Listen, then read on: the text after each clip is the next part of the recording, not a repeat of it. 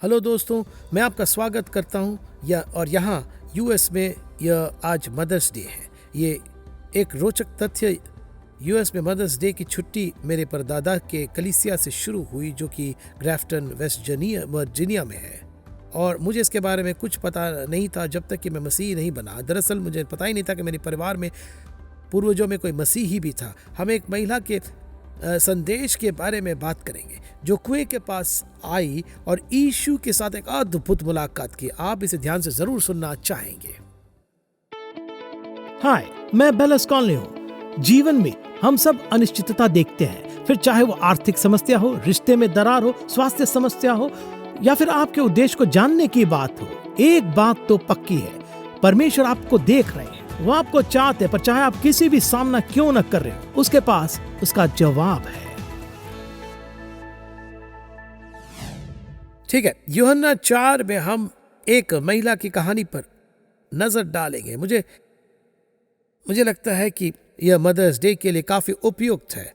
जैसे ही कहानी शुरू होती है, आप देखेंगे कि हम किसी बहुत ही स्वाभाविक चीज से कुछ अलौकिक चीज की ओर बढ़ते हैं।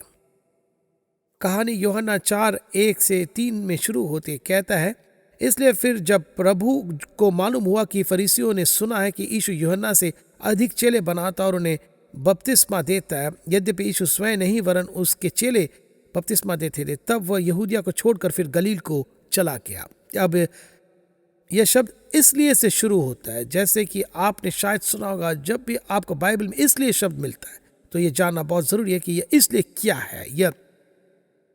यह इसलिए यूहन्ना के 3 अध्याय को संदर्भित करता है, जहां फरीसी वास्तव में उन लोगों की संख्या से चिंतित थे जो बपतिस्मा लेने के लिए यीशु के पास आ रहे थे। उन्होंने 3 अध्याय में भी कहा है कि हर कोई उसके पास आ रहा है।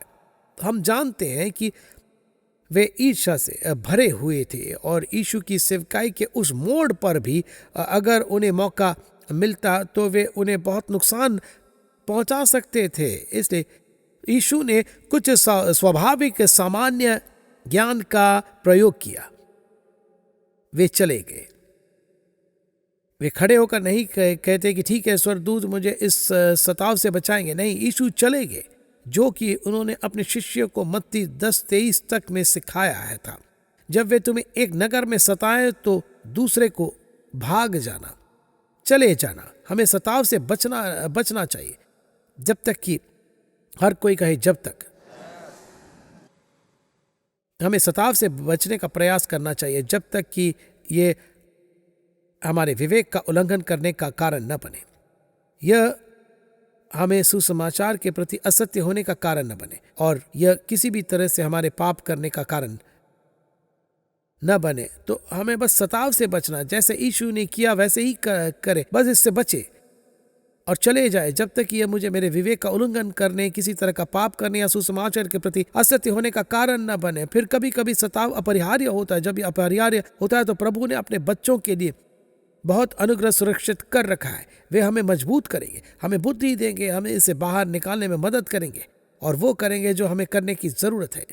इसलिए यीशु गलील की ओर जाते हैं, जहाँ उनके दोस्त थे। जब वे गलील की ओर अपनी यात्रा पर होते हैं तो अचानक यीशु को पवित्र आत्मा से एक संकेत मिलता है और हम यूहन्ना 4:4 में इसे पढ़ते हैं, लेकिन उसे समरिया से होकर जाना था। दरअसल एक प्राकृतिक दृष्टिकोण से उन्हें समरिया से होकर जाने की जरूरत नहीं थी। दरअसल कोई भी अच्छा यहूदिया से गलील की यात्रा करते समय समरिया से होकर जाने से बचता था। वे यरदन नदी को पार करते थे। आमतौर पर सामरियों के साथ किसी भी तरह के संपर्क से बचने के लिए अपनी यात्रा में कम से कम 2 दिन जोड़ देते थे। वे सामरिया के इलाके से होते हुए ऊपर गलील में प्रवेश करते थे। वे सामरियों से जितना संभव हो सके उतना दूर रहते थे, क्योंकि वे उन्हें एक निम्न और धार्मिक रूप से भ्रष्ट समूह मानते थे। देखिए कि जब कई शताब्दियों पहले अशूरियों ने इज़राइल के उस क्षेत्र पर विजय प्राप्त की थी, तो उन्होंने सभी लोगों को विस्थापित कर दिया और उन्हें बंदी बनाकर ले गए। उन्होंने हराए गए देशों से, जिन देशों पर उन्होंने विजय प्राप्त की थी, बंदी बनाए लोगों को लेकर इज़राइल में लाकर बसाना शुरू किया। इज़राइली जो बच गए उन्होंने विदेशी राष्ट्रों के इन लोगों के साथ विवाह कर लिया। वे सामरी थे, वे ऐसे लोग थे जिन्होंने दूसरी संस्कृतियों और जातियों के साथ विवाह किया था और शुद्ध यहूदी उन्हें नीची नज़र से देखते थे। और ये दिलचस्प है क्योंकि सामरी लोग अब्राहम के परमेश्वर में विश्वास करते थे, वे मूसा की व्यवस्था में विश्वास करते थे। और दिलचस्प बात यह है कि वे आने वाले मसीहा में विश्वास करते थे, लेकिन उन्होंने भविष्यवक्ताओं के सभी लेखन और भजन संहिता को पूरी तरह से अस्वीकार कर दिया। संक्षेप में कहूँ तो उन्होंने खुद को परमेश्वर के पूर्ण ज्ञान से अलग कर लिया था। लेकिन यीशु को यह संकेत मिला कि उन्हें सामरिया से होकर जाना है। हम इससे यूहन्ना 4:5 से लेकर 8 में पाते हैं। इसलिए वह सूखार नामक सामरिया के एक नगर तक आया जो उस भूमि के पास है जिसे याकूब ने अपने पुत्र यूसुफ को दिया था, और याकूब का कुआं भी वही था। यीशु मार्ग का थका हुआ उस कुएं पर ऐसे ही बैठ गया और यह बात दोपहर के समय हुई। इतने में एक सामरी स्त्री जल भरने को आए। यीशु ने कहा, मुझे पानी पिला, क्योंकि उसके चेले तो नगर में भोजन मोल लेने को गए थे। अब यदि यीशु आत्मा द्वारा दिए गए अगुवाई का अनुसरण कर रहे थे तो जिस क्षण उन्होंने इस सामरी महिला को देखा उन्हें पता था कि पिता क्या करने जा रहे हैं। अब कुछ लोग तर्क देंगे, नहीं यीशु को शुरू से ही पता था। मेरा मतलब वे प्रभु के पुत्र हैं, मतलब वे शुरू करने से पहले ही जानते थे कि प्रभु क्या करने जा रहे हैं। मैं आपसे असहमत होना चाहता हूँ। मैं जानता हूं कि यीशु परमेश्वर के पुत्र है, वे 100% परमेश्वर है, लेकिन वे 100% मनुष्य भी है। पसंद के मामले में जब वे एक मनुष्य के रूप में आए तो उन्होंने खुद को सीमित कर लिया। वे आत्मा द्वारा अभिषिक्त एक मनुष्य के रूप में रहते थे, उन्हें आत्मा पर निर्भर रहना पड़ता था और पवित्र आत्मा के मार्गदर्शन की तलाश करनी पड़ती थी। मतलब मैं जानता हूं कि वे 100% प्रभु है, परमेश्वर सर्वशक्तिमान है। सही है कि यीशु का यहाँ सर्वशक्तिमानता में काम नहीं कर रहे थे। वे अपनी यात्रा से थक गए थे और वे थके होने के कारण कुएं पर बैठ गए। दोस्तों, सर्वशक्तिमानता थकता नहीं है, तो वे स्पष्ट रूप से यहाँ किसी सर्वशक्तिमान कारक में काम नहीं कर रहे थे, ना ही वे सर्वज्ञता में काम कर रहे थे। वे आत्मा द्वारा निर्देशित हो रहा था और उन्हें यह एहसास था कि उन्हें सामरिया से होकर जाना। अब अचानक ये स्पष्ट हो जाता है कि फिलिपियों 2:6-7 में इसे सुने, मसीह के बारे में बोलते हुए, जिसने परमेश्वर के स्वरूप में होकर भी परमेश्वर के तुल्य होने को अपने वश में रखने की वस्तु न समझा, वरन अपने आप को ऐसा शून्य कर दिया और दास का स्वरूप धारण किया और मनुष्य की समानता में हो गया। अन्य अनुवाद कहते हैं कि उन्होंने अपने हक के अधिकारों से खुद को वंचित कर लिया, उन्होंने खुद को खाली कर दिया। इब्रानियों 4:15 ये कहता है कि क्योंकि हमारा ऐसा महायाजक नहीं जो हमारी निर्बलताओं में हमारे साथ दुखी न हो सके, वरन ये सब बातों में हमारे समान परखा तो गया तो भी निष्पाप निकला। वे हमदर्दी रख सकते हैं क्योंकि उन्होंने पूरी तरह से हमारे साथ अपनी पहचान बनाए। पवित्र शास्त्र कहता है कि यीशु को भी हमारी तरह हर तरह से परीक्षा में डाला गया था। परीक्षा में पढ़ना पाप नहीं है, परीक्षा में फंस जाना पाप है। उन्होंने कभी हार नहीं मानी। तो आप कभी नहीं कह सकते, अच्छा प्रभु आप समझ ही नहीं रहे, आप इसके बारे में क्या जानते। नहीं, वे जानते, वे अनुभव से जानते। यह पिता और उनके बेटे की तरह जो इस चींटी के टीले को देख रहे थे। चींटियां इधर उधर भाग रही थी। लड़का कहता, पिताजी चींटियां क्या सोच रहे, उनको कैसा लग रहा है? तो पिताजी कहते हैं, बेटा मुझे लगता है कि सच जानने का एकमात्र तरीका यह कि तुम्हें उनमें से एक बनना होगा। प्रभु के पुत्र ने यही तो किया, वे हम में से एक बन गए। तो वह कुएं पर आते हैं और वे उस व्यक्ति से मिलते हैं जिसके साथ उनकी दिव्य नियुक्ति थी। फिर अचानक वे समझ जाते हैं। बाइबल इस छोटी शांत आवाज के बारे में बात करती है जब परमेश्वर हमसे बात करते हैं। पवित्र शास्त्र कहता है कि जो लोग प्रभु से जन्म है उनके लिए पवित्र आत्मा हमारे आत्मा के साथ गवाही देते हैं। और कभी कभी बस एक आंतरिक गवाही, एक आंतरिक प्रेरणा होती है। मुझे लगता है कि कभी कभी हवा में सुगंध की एक बूंद की तरह होती है, बस वहां है फिर चला भी जाता है। और जितना अधिक आप प्रार्थना करते हैं, आप परमेश्वर पर भरोसा करते हैं, उतना ही आप इसके प्रति संवेदनशील होते हैं। ऐसा नहीं है कि प्रभु अपने बच्चों का मार्गदर्शन नहीं करे। हम यहाँ पर समय बहुत शोर मचाते हैं और हमारे पास हमेशा रेडियो चालू रहता है, फ़ोन को स्क्रॉल करते रहते हैं, कभी शांत नहीं रहते हैं। हम अपनी आत्मा से संपर्क खो चुके हैं। ये हमारा वह हिस्सा है जिससे प्रभु बात करते हैं। मुझे याद है कि जब जुड़वा बच्चे रेबेका और स्पेंसर छोटे थे, शायद 4-5 साल के, मैंने उन्हें एक खास स्टोर पर ले जाने पर का वादा किया था। हम मॉल पहुंचे, मेरे और एक हाथ में रेबेका थी और दूसरे हाथ में स्पेंसर था। हम चल रहे थे, मुझे अचानक एक आंतरिक धक्का लगा। ज्यादा तो नहीं था। मैंने कहा, बच्चों रुको, बस मुझे अपना हाथ दो। हमने दूसरी दिशा में जाना शुरू किया। वे कहते, पिताजी ये गलत रास्ता। मैंने कहा, मुझे पता है, बस चलो। मुझे लगा कि दूसरी मुझे दिशा में मुझे चलना चाहिए। ये अजीब था और मैं खुद सोच रहा था, परमेश्वर क्या हो, ये आप है। लेकिन मैं चल रहा था और वे कहते, पिताजी दुकान उस तरफ। मैंने कहा, चलो। हम लगभग 1 मिनट तक चले और अचानक मैंने सुना, बेलिस। मैंने देखा और वहाँ एक कैफे था। उनके मेज बाहर लगे थे। पादरी एड स्मिथ एक टेबल पर अकेले बैठे थे। वे कहते कि बेलिस आओ बैठो। तो हम बैठ गए। मैंने रेबेका और स्पेंसर को उनसे मिलवाया और उन्होंने कहा कि मैं बस प्रार्थना कर रहा था और मुझे लगता है कि पवित्र आत्मा ने वास्तव में मेरे दिल में यह बात डाली है कि हमारी कलीसिया को, इस कलीसिया का नाम जो था, अफ्रीका में कहीं सेवकाई और सेवा के कार्यों में शामिल होना है। लेकिन अफ्रीकी महाद्वीप पर मेरा एक भी संपर्क नहीं है। उन्होंने कहा कि क्या आपको लगता है कि आप मेरी मदद कर सकते हैं? मैंने कहा, ठीक है एड। ऐसा हुआ कि अभी आज मेरे साथ एक नाइजीरिया पादरी रहे हैं। नाइजीरिया के ओनिशा में उनका एक बहुत बड़ी कलीसिया है और उनके नेटवर्क के अंतर्गत 200 अन्य कलीसियां हैं जिन्हें उन्होंने बनाया है। और मैं इसका इंतज़ाम करूंगा कि आप और मेरे दोस्त पॉल नाइजीरिया पादरी मिल सके। हमने यह निर्णय लिया और वे एक दूसरे से मिले भी और इसने पादरी एड और उनके कलीसिया के लिए फलदायी सेवकाई का एक बड़ा द्वार खोल दिया। अब एक समय पर मुझे बस इसका एहसास था। यह पागलपन लग सकता है, लेकिन मुझे एहसास हुआ, मुझे एक निश्चित दिशा में जाने का एहसास हुआ। फिर जब मैं वहां पहुंचा तो यह सब मुझे समझ में आ गया कि प्रभु क्या कर रहे हैं। और इसलिए यीशु को समरिया से गुजरने की यह आंतरिक आवश्यकता थी। वे आते अचानक महसूस करते कि यह दिव्य नियुक्ति है। यीशु परंपराओं को तोड़ना जारी रखते हैं, सांस्कृतिक बाधाओं और सामाजिक मानदंडों को तोड़ना जारी रखते हैं। उन्होंने एक महिला से अकेले में बात की और इतना ही नहीं, वह एक महिला सामरी थी। कोई भी सच्चा यहूदी आदमी यह नहीं करता, लेकिन यीशु ने यह किया। यूहन्ना 4:9-15।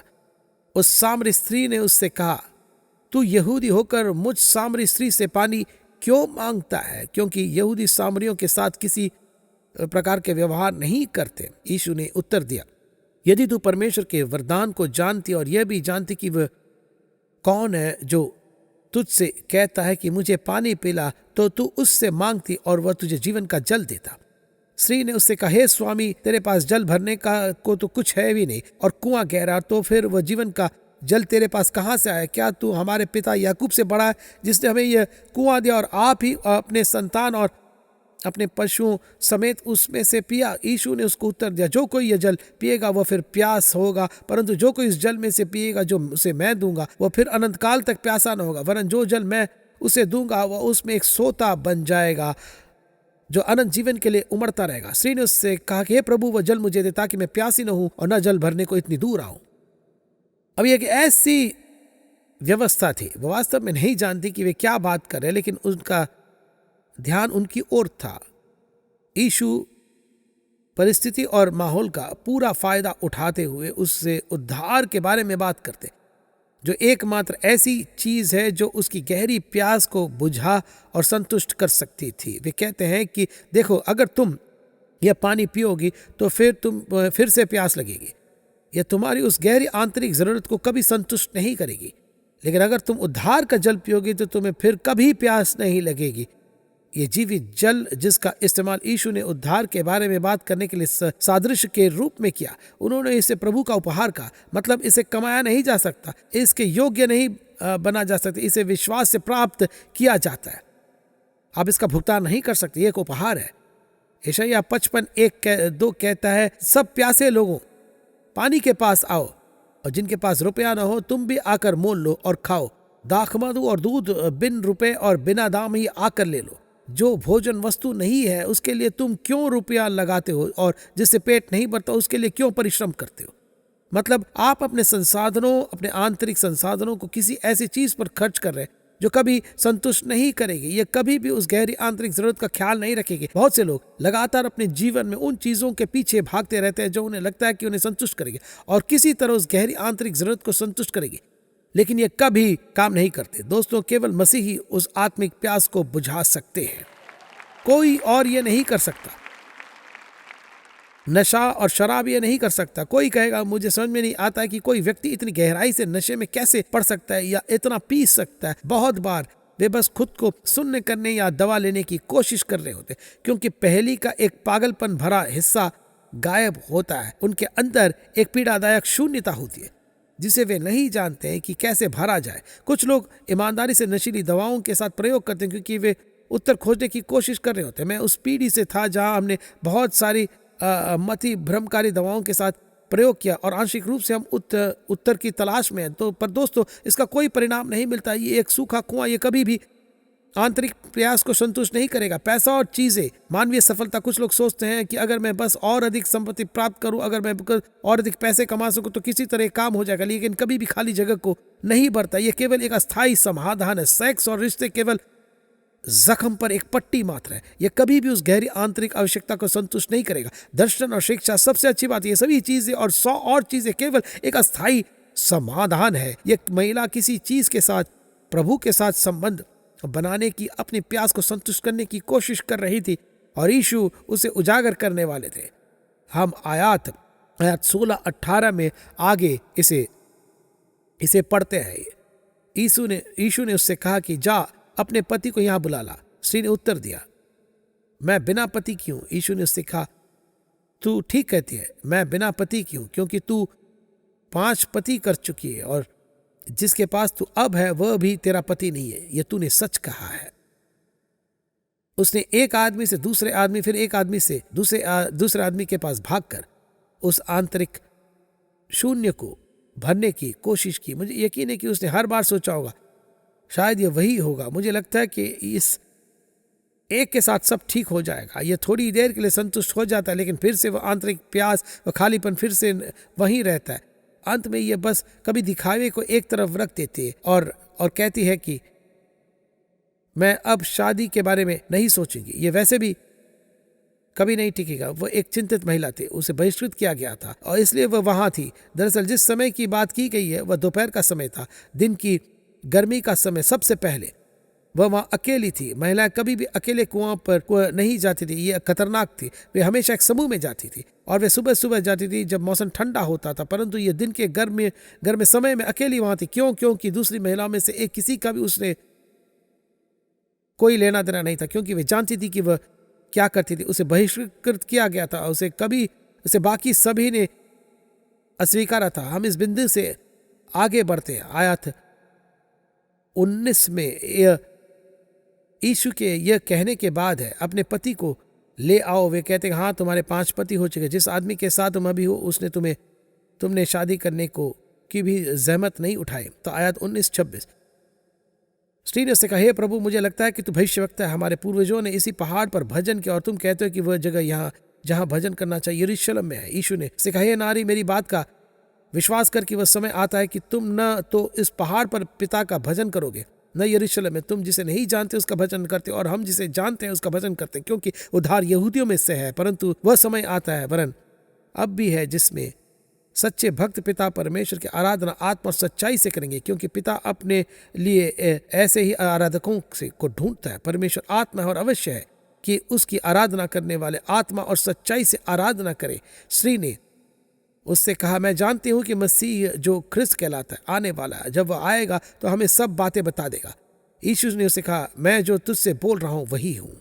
यीशु उसकी मदद करने और अंततः उसे बचाने की कोशिश कर रहे थे। तो वे उसकी समस्या के जड़ तक जाते हैं। वे सीधे उस बात पर जाते हैं जिसे वह परमेश्वर के साथ के रिश्ते के साथ बदल रही थी। और वह बहुतों की तरह जब चीजें मुद्दे के बहुत करीब से आते हैं तो विषय को बदल देते हैं। वह तुरंत एक धार्मिक प्रश्न उठाती है। ठीक है, यहूदी कहते हैं कि आपको यरूशलेम में आराधना करनी चाहिए। और हम सामरी लोग कहते हैं कि ये यहाँ गोरिजियम पर्वत होना चाहिए। बहुत से लोग जब आप उनसे उनकी आत्मा के बारे में बात करते हैं तो वे कोई धार्मिक पहेली पेश करते हैं, या वे विषय बदल कर कहते हैं कि अच्छा डायनासोर के बारे में क्या, वे कहाँ से आए थे, या अगर परमेश्वर इन्हें इतने सामर्थ्य है और वे कुछ भी कर सकते हैं तो क्या वे एक पत्थर को इतना भारी बना सकते हैं कि वे उसे उठा न सके।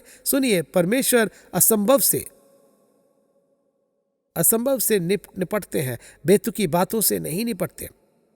अब आखिरकार यीशु उस महिला से बात करते, वो बातों को दूसरी दिशा में मोड़ने की कोशिश करते और कुछ धार्मिक उलझने सामने लाते। अच्छा इसके बारे में क्या, उसके बारे में क्या, लेकिन आखिरकार उसका दिल चमकने लगता है। कहती अच्छा मैं जानती हूं कि मसीहा आ रहे हैं, वे हमें सब कुछ बताएंगे। किसने सोचा होगा कि यह टूटी हुई महिला जवाब ढूंढ रही होगी। उसने क्या बात कही। प्रचारक इस आने वाले मसीहा के बारे में बात करते हैं कि वह सब कुछ ठीक कर देंगे। मैं उसे चांदनी रात में बाहर बैठे हुए देखता हूँ, बस अपनी आंखों से रोते हुए, परमेश्वर मेरे साथ क्या गलत है, मेरे साथ क्या गलत है। मैं बार बार एक ही बेवकूफ़ी करती रहती हूँ। मैं बहुत टूट चुकी हूँ और मैं जो कुछ भी छूती हूँ वो टूट जाता है। लेकिन याजक ने कहा कि जब मसीहा आएंगे तो वो सब कुछ ठीक कर देंगे। प्रभु क्या मैं बहुत दूर हो चुकी हूँ? क्या वे मुझे भी ठीक कर सकते हैं? क्या वे मुझे बता सकते हैं कि मेरे साथ क्या गलत है और ये कैसे ठीक हो सकता है? इस बातचीत के द्वारा यीशु बातों के मूल तक पहुंच गए थे। हाँ, उन्होंने विनम्रता से उसके प्रश्न का उत्तर दिया, लेकिन फिर से वे इसे उद्धार पर वापस ले आए। और पहली बार यीशु ने स्पष्ट रूप से और सीधे खुद को मसीहा के रूप में प्रकट किया। उन्होंने अपने शिष्यों से भी कभी इस तरह से बात नहीं की थी। पहली व्यक्ति जिसे यीशु ने स्पष्ट रूप से बताया कि वे मसीहा है, उद्धार करता है, एक महिला, एक सामरी महिला, एक बहिष्कृत महिला, टूटी हुई महिला थी। तो परमेश्वर का रहस्य और उनकी दया हम आयत 27-30 में पढ़ते हैं। इतने में उसके चेले आ गए और अचंबा करने लगे कि वह स्त्री से बातें कर रहा है। फिर भी किसी ने न पूछा तू क्या चाहता है या किस लिए उसे बात करता है। तब स्त्री अपना घड़ा छोड़कर नगर में चली गई और लोगों के कहने लगी, आओ एक मनुष्य को देखो जिसने सब कुछ जो मैंने किया मुझे बता दिया। क्या कहीं यही तो मसीह नहीं है? अब तब वे नगर से निकलकर उसके पास आने लगे। मेरे लिए दिलचस्प है कि वह शहर की महिलाओं के पास नहीं गई। मुझे लगता है कि उनका उससे कोई लेना देना नहीं होगा। वो पुरुषों के पास आए, आओ एक मनुष्य को देखो जिसने सब कुछ जो मैंने किया उसे मुझे बता दिया। मुझे लगता है कि उनके द्वारा कहे गए इस कथन से स्पष्ट है कि यीशु के साथ उसकी बातचीत बहुत गहरी थी और इसमें यूहन्ना द्वारा यहाँ दर्ज की गई बातों से कई अधिक बातें शामिल हो। उसने अपना पानी का बर्तन छोड़ दिया जिसका इस्तेमाल उसने अपने प्यास बुझाने के लिए बार बार किया था। यीशु द्वारा उससे बात करते समय बताए गए सादृश्य का अनुसरण करते हुए उसने मुख्य बात मिलने के बाद विकल्प को पीछे छोड़ दिया। यीशु के पास आए और व्यभिचार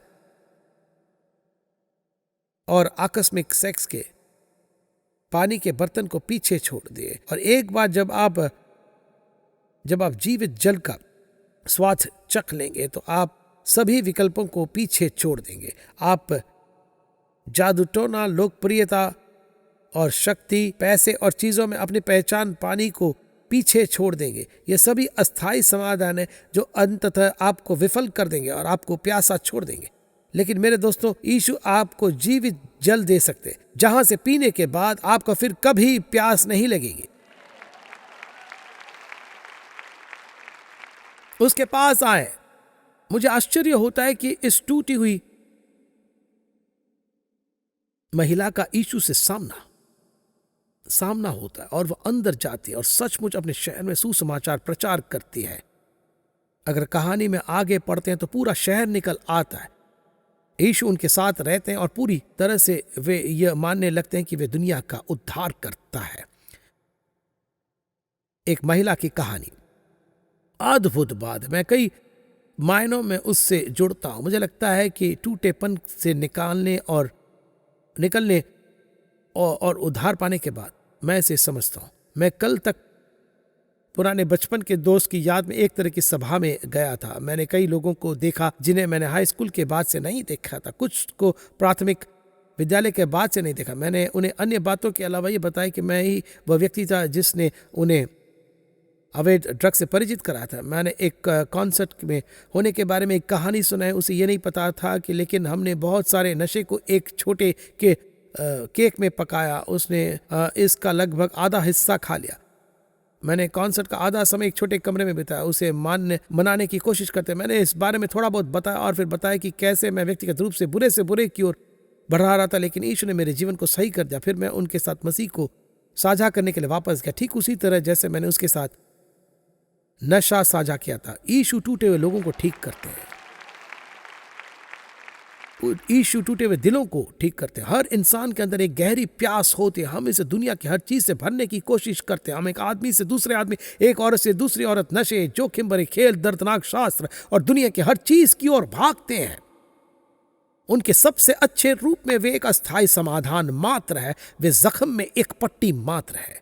यीशु और केवल यीशु ही आपको जीवित जल दे सकते हैं। उद्धार केवल उन्हीं से आता है। वे दुनिया के पापों के लिए क्रूस पर मारे गए, वे तीसरे दिन मृतकों में से जी उठे। और यदि आप उन पर अपना भरोसा रखेंगे तो आप उद्धार का वो उपहार प्राप्त करेंगे। यह अनुष्ठानों के बारे में नहीं, यह उन चीजों के अंतहीन सूची के बारे में नहीं है जिन्हें अब आपको करने की अनुमति नहीं है। यह प्रभु के साथ संबंध के बारे में है। मुझे नहीं लगता कि एक संयोग है कि हम आज यहाँ एक साथ हैं। मुझे पता है कि आप में से कुछ के लिए आपकी माँ ने कहा होगा, ओ मदर्स डे का एकमात्र उपहार जो मैं चाहती हूँ कि तुम मेरे साथ कलीसिया रहो। आप यहाँ माँ की वजह से हैं, बहुत बढ़िया माँ।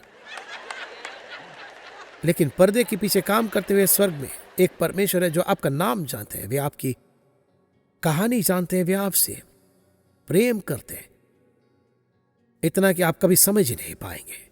वे आपसे प्रेम करते हैं और वे चाहते हैं कि आप उन्हें जानें और आप उन्हें जान सकते हैं। बाइबल कहते हैं कि जो कोई प्रभु का नाम पुकारेगा वो उद्धार पाएगा। मसीह के पास आने से पहले मैं बहुत से पंथों में शामिल था। लोगों ने मुझे बताया कि मेरे अंदर पहले से ही दिव्य जीवन है, बस इसे जगाने की जरूरत है। लेकिन सच्चाई यह है कि मैं अनंत जीवन में अपना रास्ता ध्यान करने से कहीं नहीं बना सका। अनंत जीवन में अपना रास्ता सूक्ष्म रूप से प्रक्षेपित नहीं कर सकता। मैं अपने मार्ग को आत्म साक्षात्कार नहीं कर सका। मैं अपने मार्ग को भ्रमित करने भर का पर्याप्त नशा नहीं ले सका। मैं अपने मार्ग को अर्जित करने के लिए पर्याप्त अच्छे काम नहीं कर सका। यह प्रभु की ओर से एक उपहार है जिसे मुफ्त में प्राप्त किया जाना चाहिए। उद्धार मुफ्त में दी जाती है। अगर आप अपने दिल में यह विश्वास करें कि प्रभु ने यीशु को मृतकों में से जलाया और अपने मुंह से उन्हें प्रभु के रूप में स्वीकारेंगे तो आप प्रभु के साथ एक रिश्ता बना सकेंगे जिसे उद्धार कहा जाता है। यह वही है जिसकी तलाश आपका दिल पूरी जिंदगी कर रहा था। अभी कहे कि यीशु, बस कहे यीशु मेरे जीवन में आए और मैं आप पर भरोसा करता हूं। आमीन। हम बिल स्कॉनली के मित्र और पार्टनर्स का धन्यवाद करते हैं जिनके द्वारा ये प्रोग्राम संभव हुआ है। अधिक जानकारी और प्रेरणा के लिए billsconley.com पर जाइए।